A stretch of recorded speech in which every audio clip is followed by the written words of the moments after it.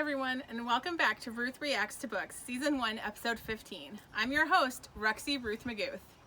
Today we're going to be reviewing the book Hunting and Gathering by Anna Gavalda. I gave this book 4 stars in Goodreads, but if I had the chance, I would have given it 4.5. I really liked this book. So first let me tell you how I found out about this book, and I'll read the jacket, and then I'll tell you about what I thought. So this book was actually recommended to me by my ex-mother-in-law, Dorothy. Thank you, Dorothy. What a wonderful recommendation. And it is the first book I'd ever read by this author. It was actually translated into English by someone else. I don't know if it says in here. Translated by Allison Anderson from French. So it was originally written in French. It is about people in France, you'll see. So I'll go ahead and read the cover here, and then we'll start talking about the book. Prize-winning author Anna Gavalda has galvanized the literary world with a pure and exquisite genius for storytelling. Here in her epic and universal new novel of intimate lives, and filled with the humanity and wit that has made it a best-selling sensation in France, Gavalda explores the unexpected twists of fate that connect 4 people in Paris. Camille is doing her best to disappear. She barely eats, works at night as a cleaner, and lives in a tiny attic room. Philibert Marquette de la Dubellière is a stammering, erudite aristocrat who sells postcards outside a museum. One evening, he overcomes his own excruciating reticence to rescue Camille, unconscious from her freezing garret, and installs her in the large, ornate apartment he is taking care of downstairs. He already has an unlikely flatmate, the foul-mouthed, talented young chef Frank, who is made more obnoxious by guilt about his beloved grandmother, who in turn forms an unlikely bond with his new friends. Apart, they may be hopeless, but together, this curious, damaged little quartet may be able to face the world. In Hunting and Gathering, Anna Gavalda has created a luminous and totally unexpected love story of the human race. That is a wonderful explanation of this book. And so, since I gave it 4 stars, I'm going to tell you 4 things I liked about it and 1 thing I didn't like. So the first thing I liked about it, and they sort of referred to it in the jacket, is it is a beautiful, beautiful story about people taking care of each other and the ability that human beings have to care about each other. And I just thought that was absolutely lovely. There are multiple situations between these 4 people in which they kind of take care of each other and end up saving each other's lives, basically. The second thing I liked was the storyline. At first, when I was reading it, I wasn't really sure. It's kind of interesting how it's written, and I wonder if it's something to do with maybe the way like French grammar works versus English. But the paragraphs are interesting, and there's lots and lots of chapters. I think there's maybe 100 or more chapters in the book, and it kind of jumps around between who's telling the story between all of the 4 people. But it was really, really, really nice. And when I got to the end, I was like, this is just absolutely perfect how they tied this all together. And that is the third thing I liked, the ending.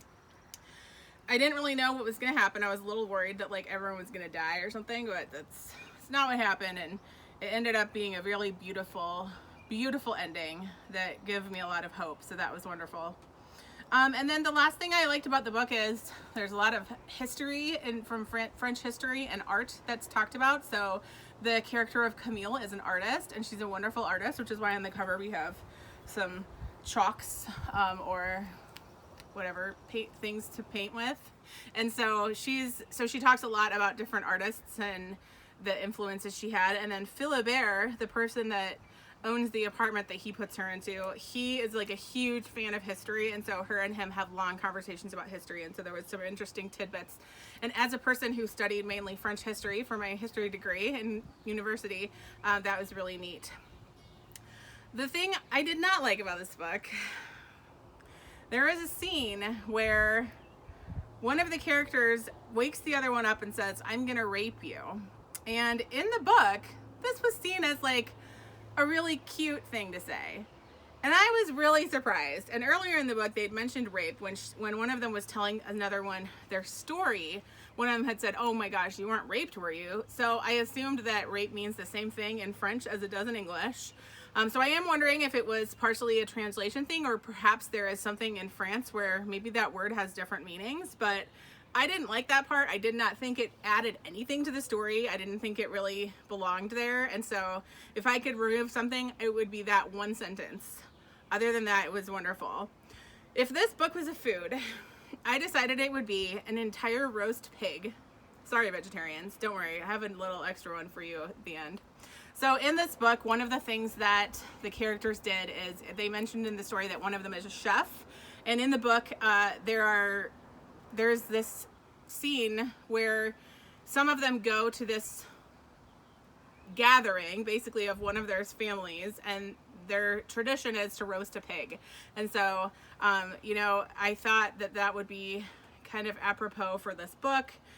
A roast pig has lots of different sort of cuts of meat to it. It has a lot of different flavors involved in there, and I thought that that really tied this book together. But if you're a vegetarian and you're doing like, you're eating through Ruth Reacts books, the food, then go ahead and do like a French cheese plate with lots of different cheeses, because they definitely enjoy going to cafes and walking around Paris and eating different food in this book.